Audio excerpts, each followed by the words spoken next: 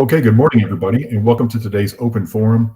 You guys have questions from time to time about commercial real estate. I get a lot of requests for people that have been thinking about getting into it. How do I get into it? What is it all about? How does it work? How is this different? We have a couple of agents who will help you um, with commercial leases and commercial sales. If you guys have them, you can either refer them or work with somebody on them. We have a team who does giant retail stuff. Sam is here from that Florida Retail Advisors.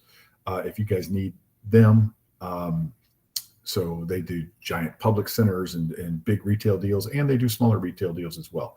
So if you guys need something from them, let us know. We'll talk about retail deals here in just a second. But I can direct you guys whatever direction you need to go when you do have a commercial lead. In the meantime, I'm going to give you a basics on commercial real estate basics, and we're going to start that right now. If you guys have any questions throughout this process, please don't hesitate to raise a hand, and I will get with you. If you don't know how to raise your hand, it's on the bottom of your screen with all the other icons down there.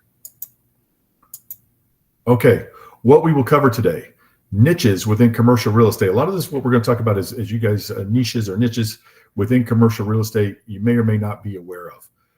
There are tons of them. Valuations. How do you evaluate a commercial property? Cap rates, commercial leasing, commercial investments, and the effect on end users. Valuation of commercial properties, highest and best use of vacant land. We're going to talk about all that today. Niches, commercial investments. This is just some of them, guys. Vacant land for agricultural or investment, vacant land for development, retail sales, retail leasing, industrial sales, industrial leasing, office sales, office leasing, business sales. There are more. There are commercial investment properties, vacant land for commercial investments, where people go around and call land banking, or they'll just buy land and sit on it for 30 years. They'll buy land that they think is in the path of development, and they will sit on it forever. But then it turns around to be, they'll get it very cheap, and it turns around to be very valuable. Many different types of commercial investments, everything from office buildings, shopping centers, industrial complexes, parking garages, self-storage facilities, agricultural leases. Anything and everything you can think of can be done as a commercial investment. It can be passive or active. Most of them are passive, and they have management for the investors. Cap rates vary, reflecting on the risk involved. Cap rates and net leasing make commercial investment properties easier to evaluate, package, and sell individually or in bulk. And we'll talk about that when we get to the triple net stuff here in just a minute. Rate of return versus ROI. Rate of return is the percentage of the total investment in the asset returned in an annual net income. Return on investment is the total net income produced by the asset for the entire time it is held, plus the gain or loss when it is liquidated, divided by the total investment. There is no consideration of time with ROI, and it can't be determined until the asset is liquidated. So an ROI is something you can project based on what you think is going to happen. So when people use incorrectly, they use ROI instead of rate of return on a lot of things. They call, oh, that's your ROI. It's not until you get rid of the property. You do not know your ROI. So if you want to sound knowledgeable when you're speaking to your clients, talk about their rate of return when they're talking about a commercial investment. Okay. Cap rate. Rate of return on an investment property that is based on the income that the property is expected to generate.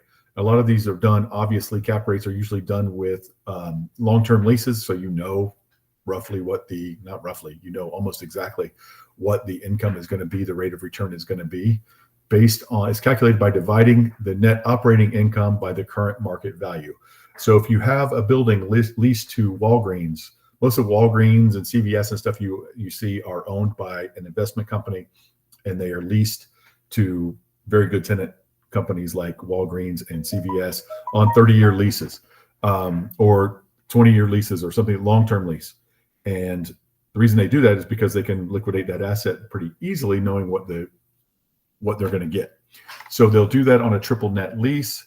I will get into that in just a minute, but they say, okay, well, this is going to bring in $1 million a year, so I can do the math easily. It's going to bring in $1 million a year. So if you pay $10 million for it, that's a cap rate is 10. Right? 10% every year you get back. That's very basic numbers, and that's not accurate for a Walgreens, but you guys get it. It is a You divide the net operating income by the current market value, or if you're buying it or selling it, the purchase price, the proposed purchase price or the actual purchase price. So if someone wants 10 million for that building, but I say I'll offer you 9 million because I want an 11, I might want cap rate to be a roughly 11. So I'll offer you 9 million. If I pay him 12 million, my cap rate will be lower. If I pay him less, the cap rate is higher. So it's the percentage I'm getting back on my money. So the less I pay, if I'm getting back that set amount, the less I pay, the more return I get. The higher return, the higher cap rate.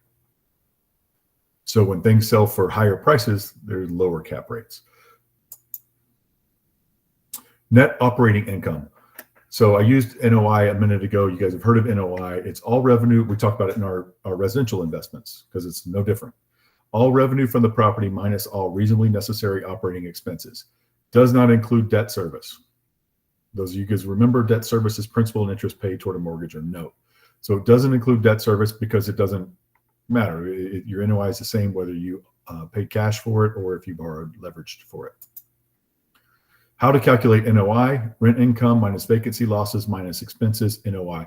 So this is, well, it's for any commercial investment, but typically a multi-tenant, like if you buy a strip center or you buy a mall or a public center or something like that, that's what you're looking at.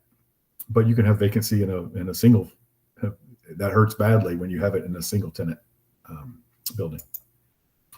Okay, cap rates. So net income investment, I just kind of went over that. If something, let's change it to 100,000. Something's going to bring in $100,000 a year. If I pay $1 million for it, that's a 10 cap. Okay. If I pay more than likely, I'm going to pay $1.2 million for it, $1.3 million for it, and it's going to be a 7 or 8 cap. Okay, so you guys can do the math on that and play around with numbers if you want, but that's roughly how it works. The more I pay, the lower obviously my cap rate is going to be, the lower my capitalization rate is going to be because it required more investment to make that same money. Why are they important? Why are cap rates important? Well, it tells me, first of all, in the macroeconomics of this whole thing, real estate investments are competing with bonds and stocks and everything else. So when interest rates are high, people require more. Other investments are paying more, so cap rates have to be higher, which means prices are lower. It's a downward push on prices because cap rates have to be higher to compete with other investments. If interest rates are low, that's when prices go through the roof because now I'm competing with low cap rates. I can sell my Walgreens now. The property that I own that has the Walgreens lease. Walgreens a great tenant. It's got 13 years left on it or something like that. So I can sell it for more money because the investors require less return because they're competing. What I'm competing with is lower out there too. Bonds are paying less, et cetera. So that's why they're important. And it's a very safe product. If you have a triple A credit tenant or an A credit tenant, it's very safe compared to stocks, let's say. Types of leases. Triple net is the most common that you'll see. That is net of taxes, insurance, and common area maintenance. So all the expenses of a building. It is net of those three things. That means net lease. So what does that do for me? As an owner of that building now, I can guarantee. Sorry, let's make this clear. Your lease does not include that. That's going to be add-ons. Okay, you have a base rent. Let's say your base rent at our corporate office in Orlando.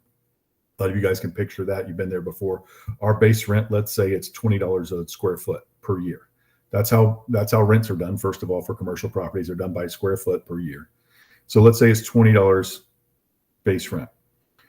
We're going to have net of insurance, taxes, and common area maintenance. The people who come and do the yard and take care of the bushes and do all that kind of stuff and make it look nice.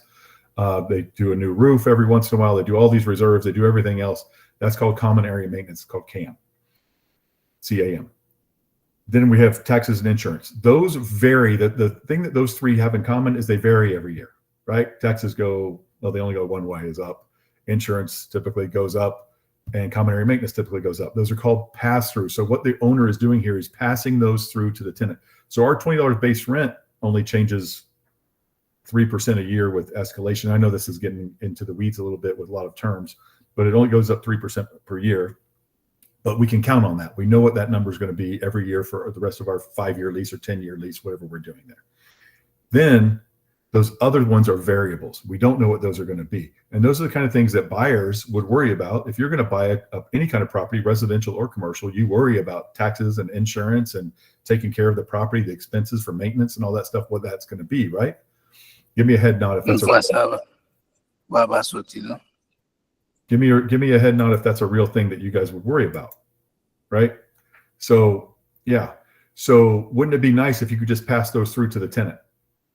If you say you're going to pay me this much, maybe it's a little less, you're going to pay me, but you're going to handle anything that happens with that stuff, any kind of increase in that. I'll let you know every year what it was last year, what we expect it to be this year, and we're going to add that to your rent separately.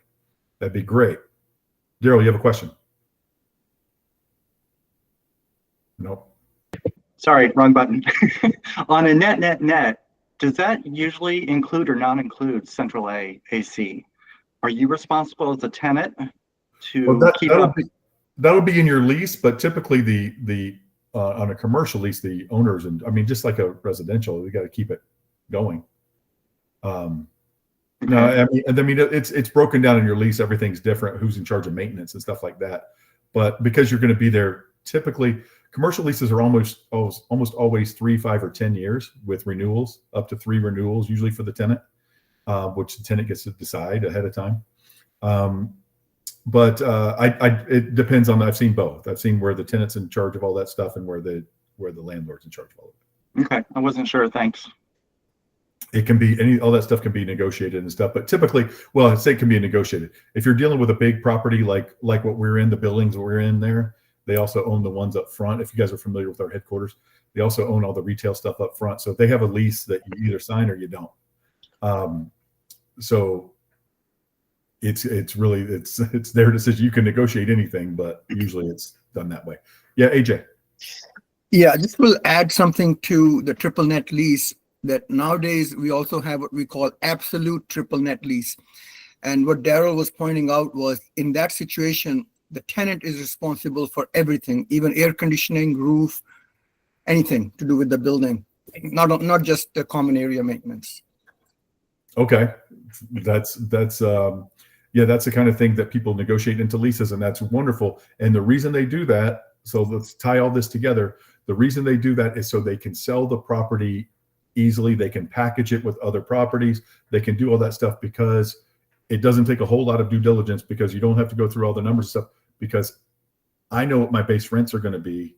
I get a rent roll for that property, and I know what my net in my NOI is going to be, my net operating income, because we've worked ourselves out of all of those variables that we just talked about. So all of the ordinary and necessary expenses we've put onto the tenant. We've done them. That's why they're called pass-throughs.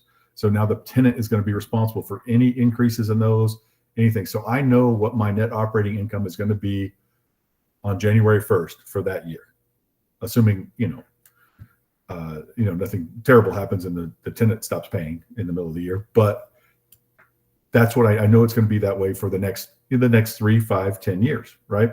So that is the beauty of that. So that property can be, I know what my base rents are. That's going to be my net operating income. And that property can be packaged and sold very easily because I know what it's going to be. Yes, AJ. I'll just add one more thing to it, that's the reason you want a publicly traded company that is in the triple net lease and not a mom and pop type tenant or a franchisee. Because if they declare bankruptcy, then your lease can be voided. But if it's a publicly traded company like Walgreens, CVS, then they cannot back out of the lease. So you will see a lot of properties that have gone dark. What that means is that the tenant is no longer there, but he's still paying the rent if it's the 25-year lease. Right.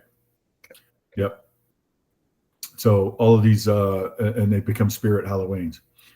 All right.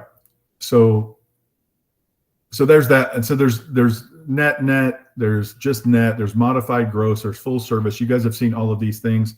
Full service lease is is some of these executive suites and stuff that we do. Some of them, you guys have seen plenty of those.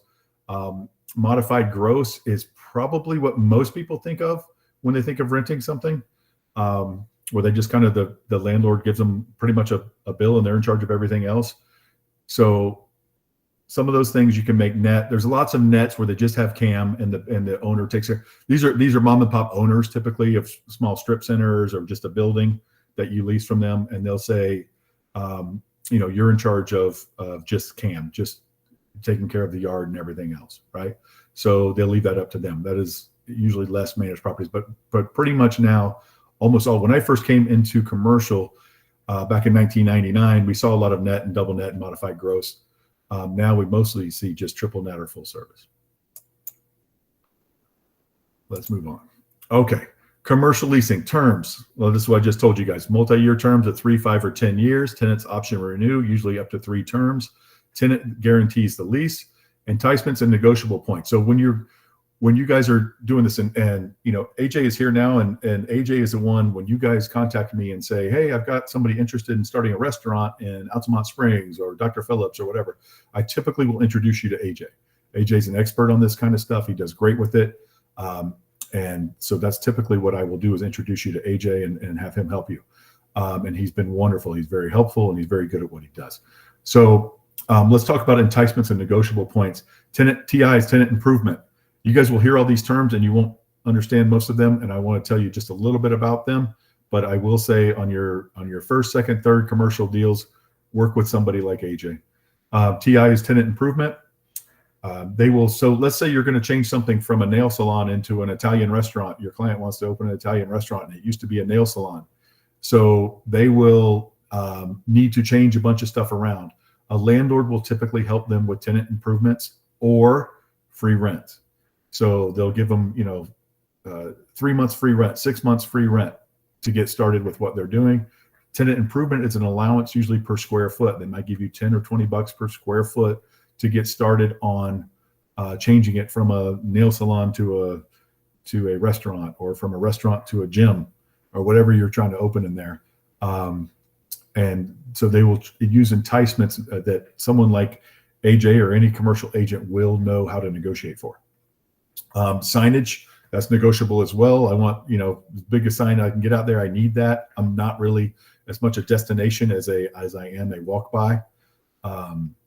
So if you guys know what a destination site is versus you don't just, typically people aren't just holding hands walking down the street downtown and go in and buy a refrigerator, but they will go in and stop into a boutique or something else.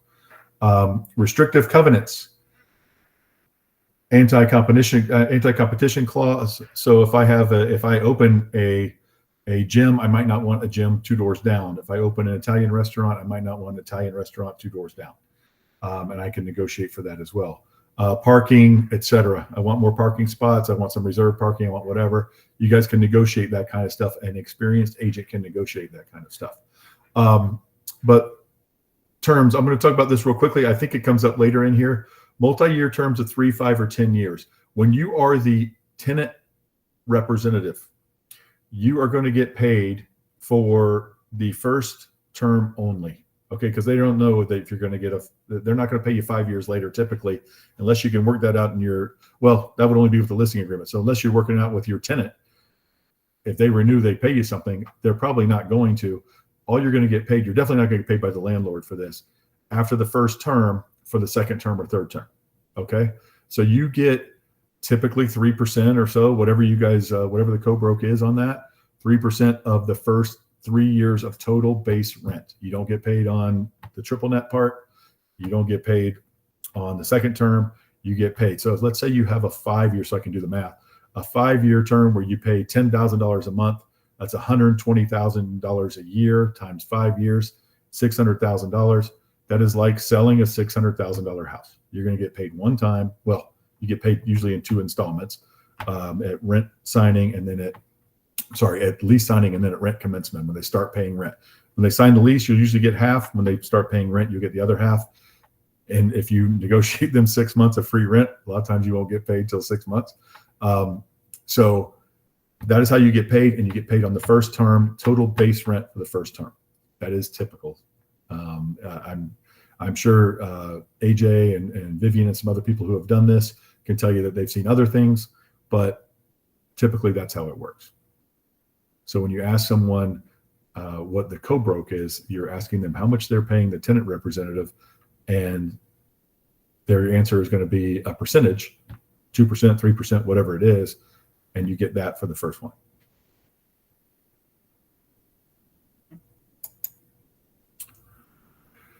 Getting paid. Oh, here we go. I do talk about it later.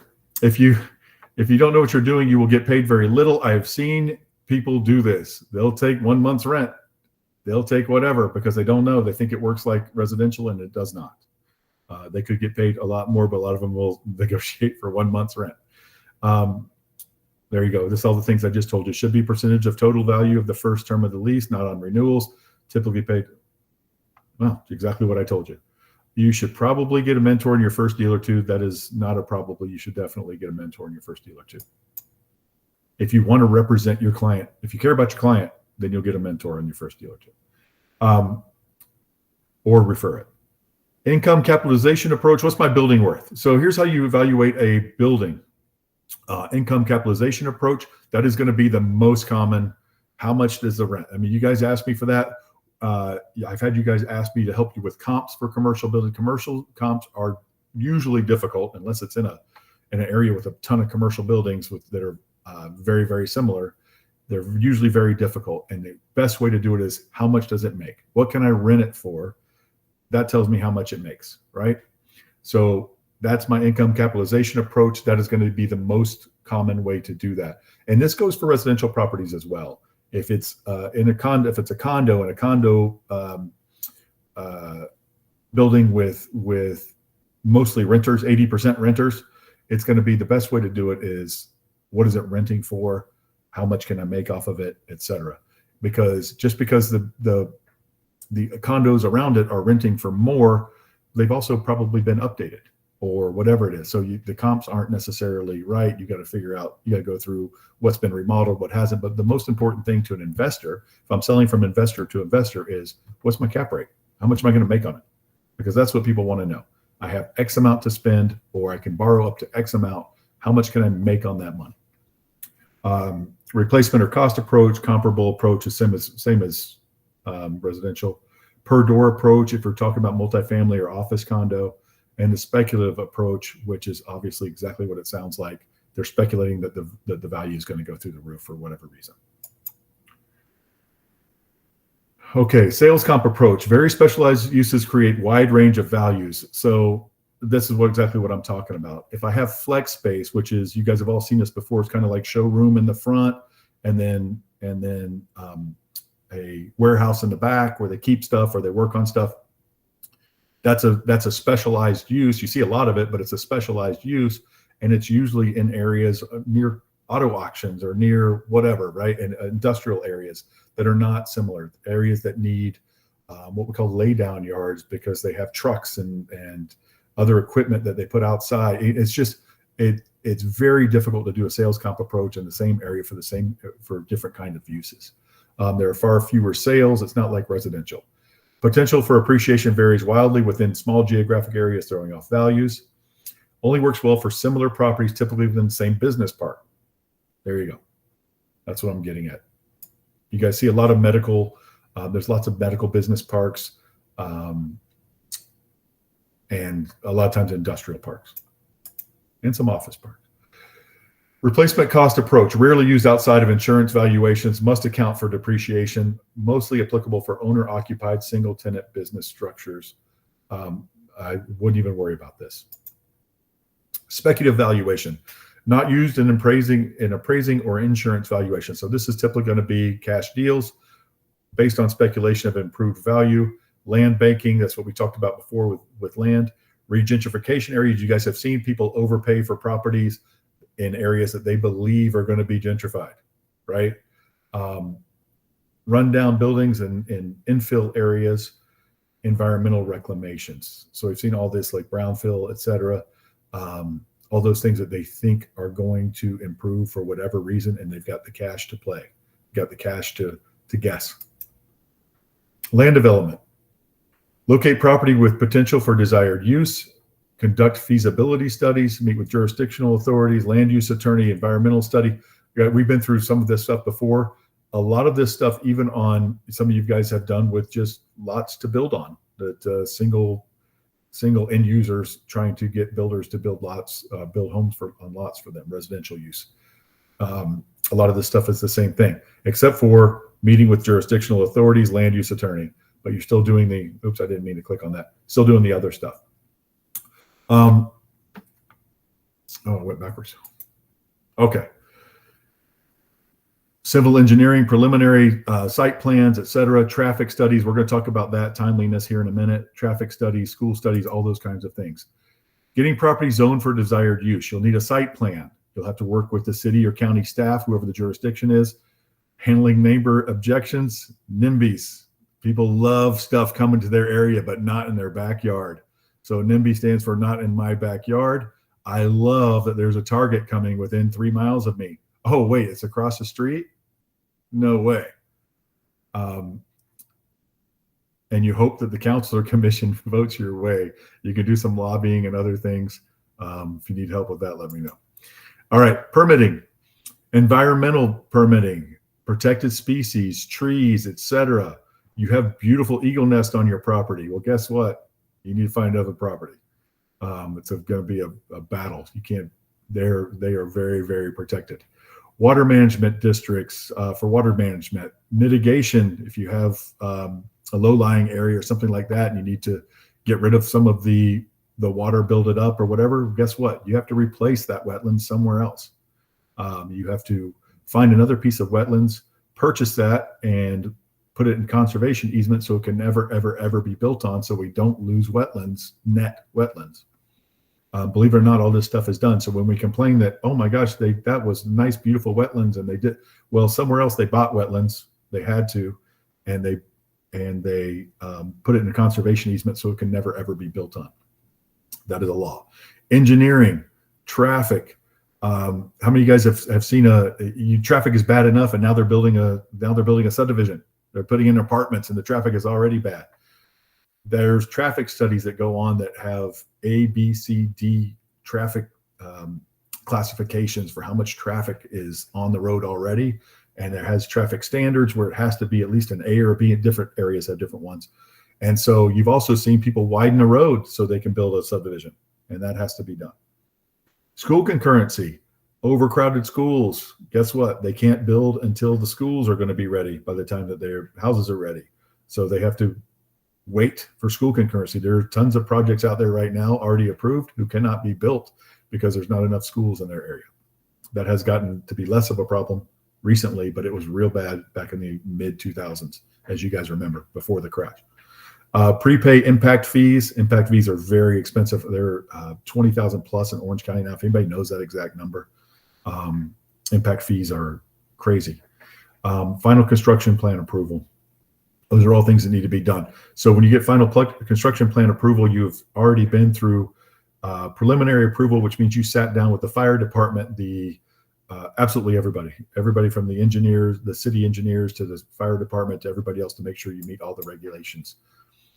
Once you have all the permits, you can get site construction bids, horizontal construction, and move dirt. So once you have all the permits, so you'll see when you do land development, when you sell land for development, if you sell land to a builder, you sell to whomever, typically they close at either preliminary site plan approval or at permitting, full permitting, which means they can turn dirt the next day.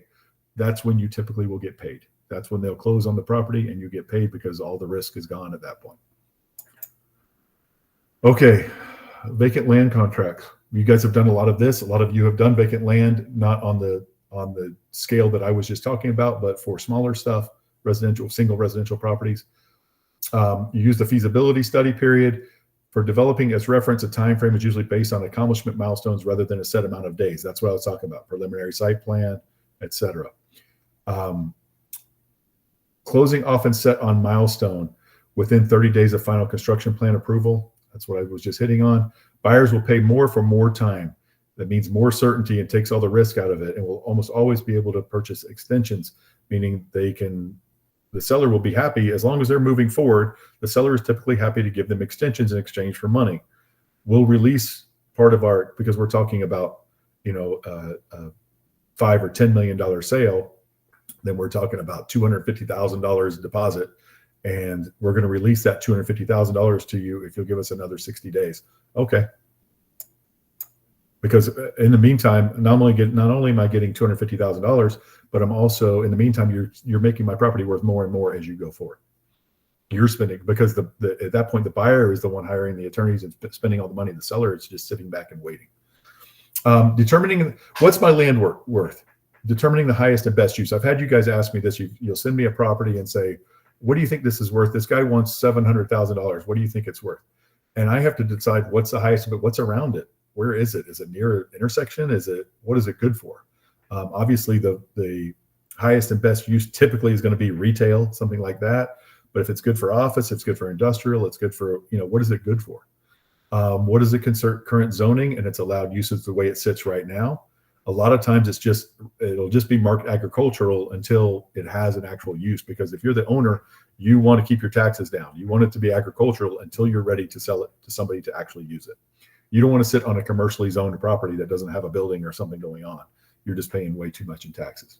That is why you guys remember when people planted all the pine trees years ago, they planted them all in rows. You see them up and down the turnpike and the highways. That is because or you'll see 3 cows on a 20-acre piece of property, and you'd be like, why are there 3 cows? So they can make it agricultural. Okay, so that would help them with their taxes, because what they were paying before, it was agriculture. It used to be an orange grove, and it was making tons of money, and they were paying agricultural taxes as they should have been. And then the orange grove died. And if you're just sitting on a vacant piece of land on a highway, the jurisdiction would come in and say, you know what, that's a commercial piece now. And they would say, no. Now we're growing pine trees here for fence posts, or whatever they would say, or we have cattle on it, where we have a ranch. That's now a 20-acre ranch, and we have 3 cows. We're working on it. So that's why they did that. The timeliness is what I was talking about with schools, roads, etc.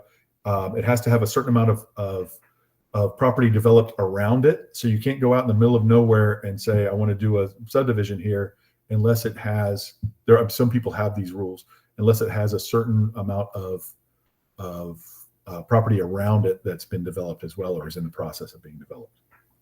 That's timeliness. How much of the land is usable? Here in Florida, we have we're very low lying. We have lots of wetlands. How much of it is usable? We have muck underground in some places. And as you guys know, that's why we have sinkholes and stuff like that, because we're on limestone on top of an aquifer. So it's a little different. That's why our buildings here, our tallest building in Orlando is 27 floors or whatever, as opposed to hundreds of floors on the rock that is New York. That island is made of rock. Ours, we are sitting on limestone. So that's why New York doesn't have sinkholes like we do, New York City. Is there any demand for the current or potential zoning or uses? It might be great. It might be on an intersection, but that intersection is out in the middle of nowhere. So just because it's an intersection doesn't mean that Walgreens wants it, or that Wawa wants it, or Racetrack, or whoever. If so, oops, what are others paying? Don't remember how to go backwards here, so I won't. But if so, what are other people paying? So that's how you do it. Do you have any questions? So, you know, I have this mixed use situation with the residential and the commercial. And I think by splitting them off, I'm actually going to do better for the seller than by keeping them combined and whatnot. But Okay. it's hard. It's hard to know. Well, it is hard. And so you have to figure out what it's worth with each one. And maybe you try it both ways. There's also ways to make things, this is not in your situation, but to make properties, I've had people ask this before, to make them contingent on, you might have 2 parcels for sale, but they want to sell one, but they won't want to sell it without the other. Might be 2 parcels. You might have to list them separately, but you say it's contingent on the other one selling. You put that in the contract, it's contingent on the other one selling. That's not your situation, but I wanted to throw that in there as well. There's lots of ways to work around lots of things. When you're doing a commercial deal, the I'll answer a question you guys may or may not have already. If it's in MLS, you still need your buyer brokerage agreement. You still have all the same rules that you had for residential. If it's not in MLS, you do not. We have always put our commission in the contract for commercial deals. So now that residential, you're doing that too. It's perfectly fine to do that, whether it's in the MLS or not. That's perfectly fine. You've always put the commission in the commercial contracts.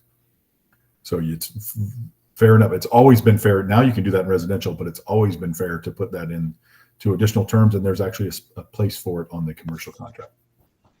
But yeah, so Vivian has a property that she's, it's looks like it's commercial property, but it can be split off as residential part of it.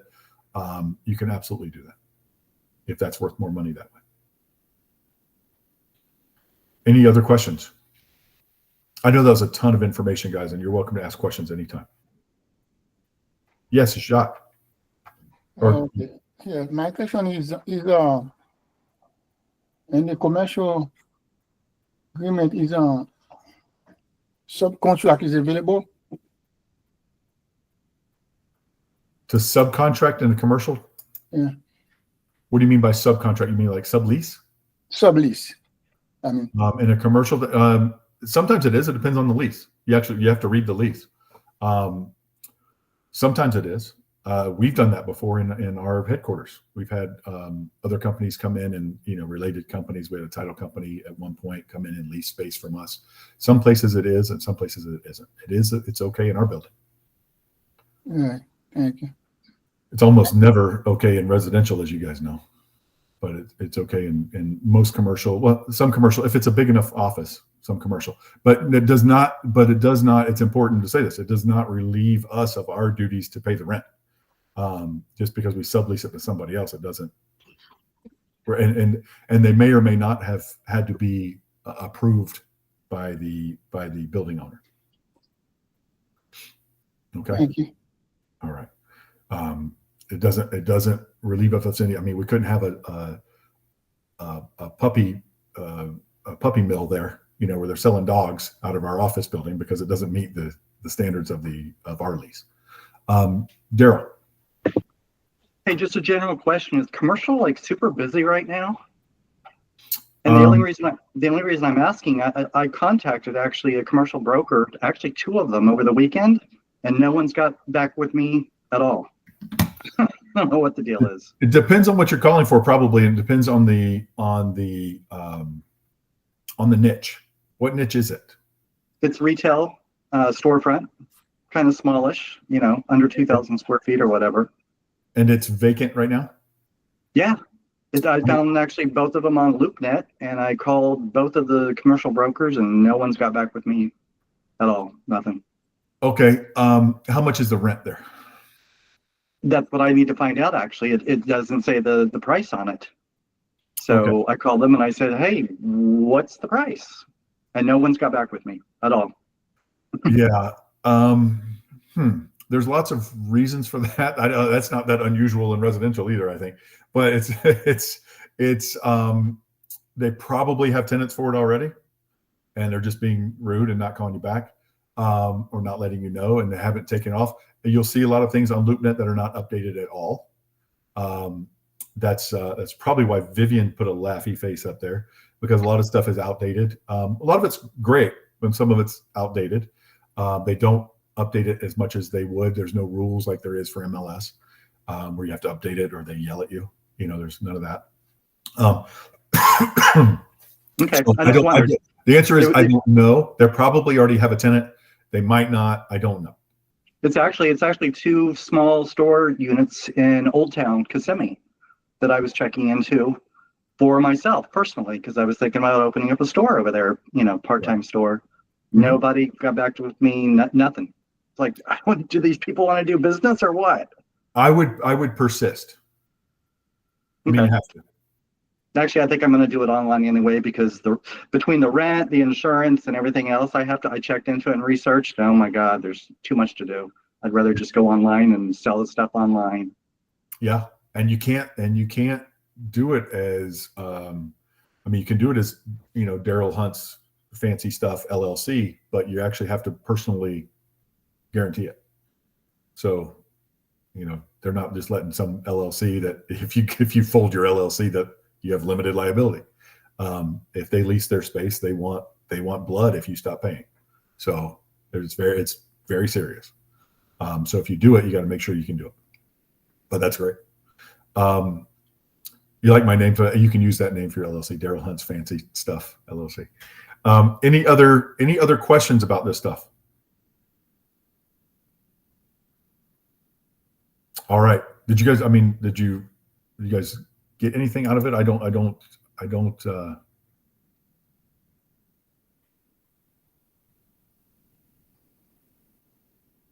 Yes, AJ, will you share your contact info?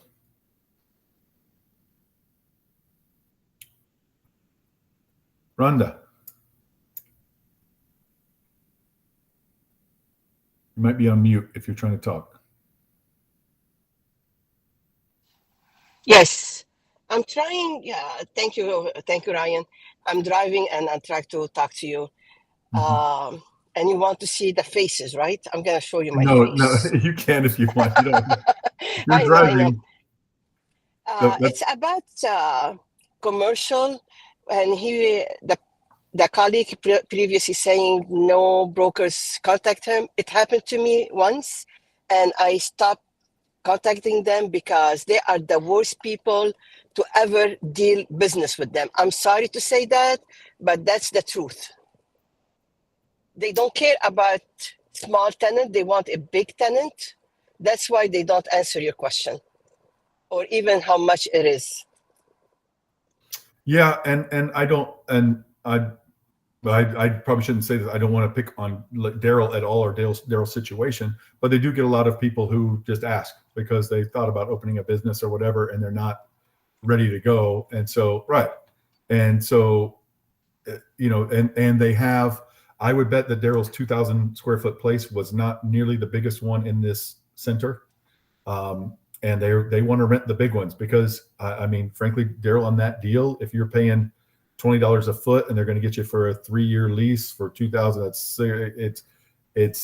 they're going to make $500, so and they're going to talk to 50 of you before they get somebody, because they're going to let you know, you've got to personally guarantee this, blah, blah, blah. And you're going to say, whoa. So a lot of that is going to, or you say, let me do my research on this before I do that. So a lot of people are going to back out, and you're absolutely right, Rhonda. That's what's going on. And I think if there's a 50% chance they've already got it leased out. Maybe we cannot judge that.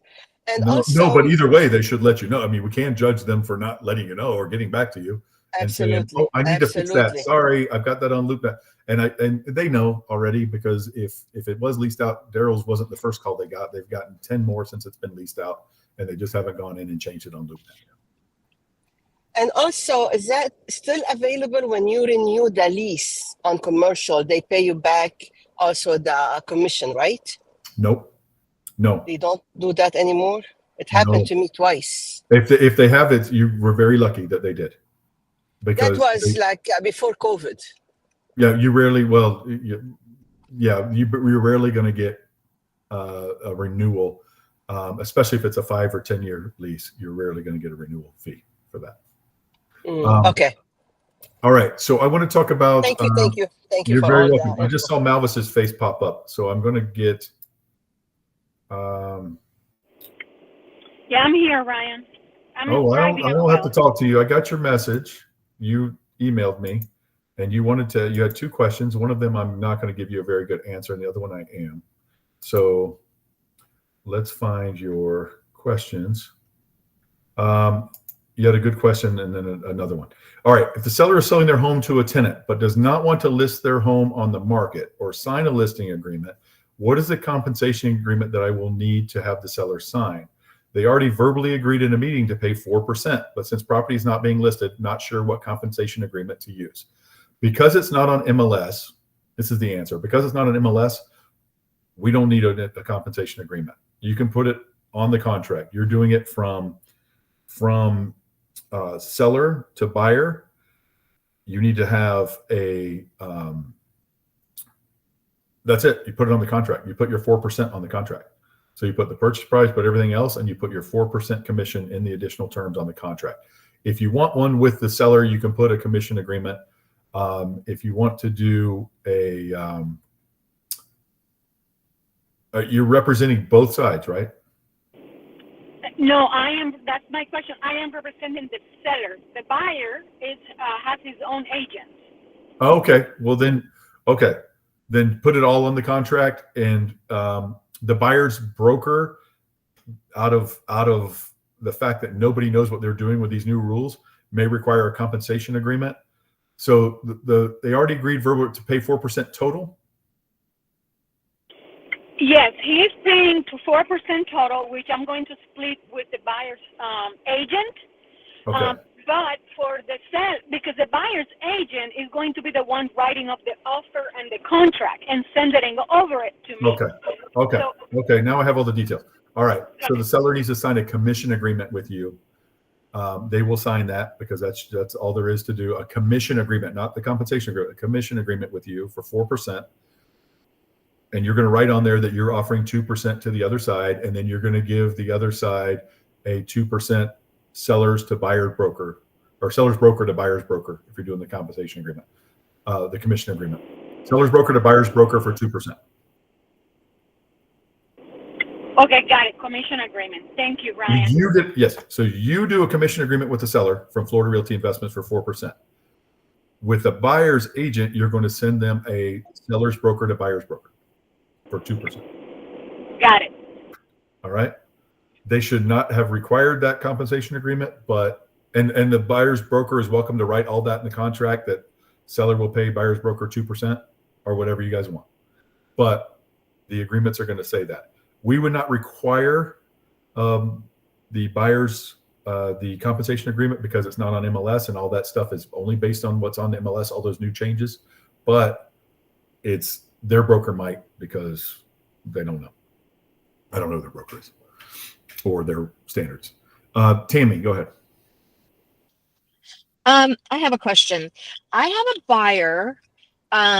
She is very intelligent, and she sent me a list of questions. We're looking at townhouses in Lake Nona, and I did Google it, and I do see the way you do this, but she's asking for the absorption rate.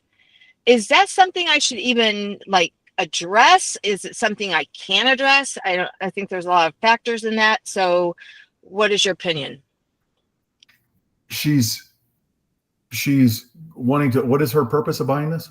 Exemption rate. It's an owner, but I think she's owner occupied, but I think she's just so analytical. She's a pharmacist, and I think she teaches at the university. She Googled that question. No, yeah. Googled, and it's not something we really even, do. So I don't know. How would you answer that? I don't want to look like a dummy. I would tell her what the average. Well, first of all, I would Google what she's asking, but absorption rate, just so you understand, is how quickly properties are eaten up when they're available. Right. So you take the home sales, divide by something or other. I mean, there's a formula, but how do you know what time frame? I would just give her to answer any questions she might have like that. You can follow that formula or whatever, but really, I think the most important thing she knows is how the average days on market is kind of what she's asking.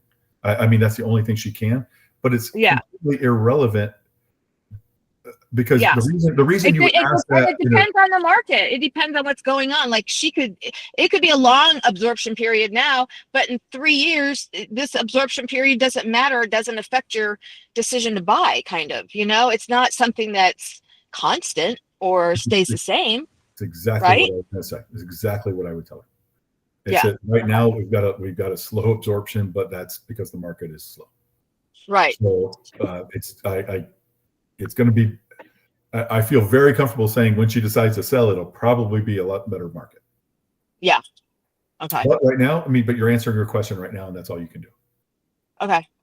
So I really can't give her definites then, just days on market and kind of what I just said. And let her know it's the slowest it's been in since 2022. Yeah. Okay. Oh no, I'm sorry. It's the slowest it's been since 2014, but it's not the slowest it's been since 2022. It's the slowest it's been in over 10 years. Okay. So you can't really judge it really. I mean, she can judge it however she wants to judge. She's asking the question, but she Googled that question because that doesn't make sense. I know. Exactly. Okay. She's All right. Thank you. she's probably intelligent, but she's definitely thorough. That's exactly right. For sure. Yep. Which is intelligent. Yeah. Daryl. Maybe she's looking to flip it. You said she's looking to purchase it. Maybe she's looking. No, I don't think so. She's really young. She's looking for her own self. Now, her parents might go in with her as an investment on their end with their money, but she doesn't have to have them. And I'm pretty sure she's going to be owner occupied because she works in Lake Nona. She's renting an apartment. So I think, as far as I could tell and what she's told me, I believe she's looking for her own self. Okay. She's buying a condo or a house? Townhouse. Townhouse. Okay. Good. Any other questions or comments? All right, guys. Well, this has been outstanding for me. Oh, wait. Mary Lou. Okay. Why I have one quick question. I have the listing. I have the one buyer call me, and then they want to see the home on the vacation home. So first of all, I need to ask, does they work with the realtor, right? Do they work with the realtor? Oh, you have to ask them that. Yes, of course. Yeah, because if they don't work with the realtor, I need to get the buyer agreement, right? To sign before I showing the property, right? Not to show your listing, but to show them anything else. Yes. So, let's say if I don't get the buyer agreement, so I still can sell my listing, right? Yes, you sell it to them. You can still sell it to them. So, but when they sign the contract to buy the offer, you'll have them sign a showing agreement for that address with So, their own. So I still can sell it, right? So it's Of course. so it's not necessary to have the buyer agreement, right? If buyer agreement means I can get both sides. That's it, right? Right. Yes. Okay, I understand. Thank you. Awesome. Oh, Malvis had one other question I want to cover. She says, when a property is under MLS auction, there's a live auction date already set. What are the regular traditional procedures for auction properties? Does the agent just go there with a client, place bids on a live auction? Are there contracts presented with the person that wins the bid? What usually, she put in quotes, happens during a live auction? You need to contact the listing agent and ask them how it's going to go down. There are lots of different kinds of live auctions. There are lots of different requirements they have for presenting a cashier's check at the event or later, within a couple of hours, whatever it is, they need to know 10% down, 5% down, whatever it is of the auction price. The way the county does it is different from how they do it, typically different from how they do it in person at the actual property with an actual broker. So everybody has different ones, but go there with an absolute maximum price. Do not exceed that price. I will tell you that is a good thing. You need to have a favorite title company, run title on it, see how many mortgages there are, see how many liens, if you do a lien search for you, et cetera. It may cost you a few bucks, cost your client a few bucks. Make sure you do that and you do your due diligence. Make sure all that stuff is taken care of before you just wander into an auction and think you get a great deal. Typically, if it's at an auction, it was a distressed property, distressed owners who had to vacate, probably not up to date on anything, may have done some damage on the way out, etc. Okay. Okay. Yeah, I already contacted the listing agent. The only thing that concerns me about that particular property is they want 5% escrow down, and they don't want any contingencies. No contingency on inspection, no contingency on financing. It seems it's an immaculate home, but I have never had a contract with no financing contingency whatsoever. Scary, right? Yes, pretty okay, much. That's why you get a good deal. So it's the trade-off that you do. All auctions are scary. Even tax deed auctions, any kind of auctions, HOA auction, any kind of auction is scary. That's the price you pay. It's a gambler's game. He did say in the MLS that the house will be conveyed free of liens, free of everything, clear title and everything. Okay. But, you know, I have no inspection period, no financing contingency. Well, a second mortgage isn't a lien. Doesn't mean it's free of mortgages. Okay. Thank you. You bet. Yes, Mary Lou. Yeah, why I'm still confused. Let's say the buyer come to me directly and then they say, okay, I'm not the agent, I'm only a buyer. So if I cannot get the buyer agreement to sign, it means who will represent the buyer? So it means he can deal just the owner only pay one part of the commission, or? Well, it depends on your listing agreement. If you did your listing agreement like we've always done, where it's, let's say it's 6% and then 3% to the other side, then you get the whole 6%. If it's 3% to you and then they get to want to negotiate with the other side, then that's up to you to negotiate for representing the buyer as well. So that's up to you. The listing agreement we sign on 5% is I speak to the agent, the buyer agent. I speak 2.5% commission to the buyer agent and stay as. So if somebody wanders into, calls off your sign, or they wander into your open house with no agent, a regular buyer with no agent, then yes, you get 5%. You get all 5%. Even though the buyer come to me directly, so I still get 5%, right? Yeah, that's what I was describing. They come to you directly. Yes. Okay. So, and then the buyer is not necessary to have to sign the exclusive buyer agreement with me, right? They do need to, but they can sign it with the contract. And so you're not asking them to do anything special if you have them sign a showing agreement for that property, because showing agreement is by the property. The exclusive buyer brokerage agreement is for time. So they're going to be my client for 90 days. But a showing agreement just means you came into any particular properties. I want to see these 3 properties this weekend, then we'll sign a showing agreement for those 3 properties. If they want to come into my open house and they want me to write a contract for them, I will make them a showing agreement for that address and give it to them with their contract, their offer to sign. So I can do it for showing agreement, right? Yep, just for that address. Yes. Okay. At this time, if the buyer give me the offer, if the seller accept it, and then I can definitely get both sides, even though I am not represent the buyer, right? Well, you are representing them if they sign that showing agreement with you. Just for this transaction, right? Yeah, just for this transaction. Yep. Okay. Yeah, I understand. Thank you. Good luck. Thank you. All right. Any other questions? All right, guys. Well, thank you very much for coming. I hope you guys enjoyed that. Maybe I'll get feedback later.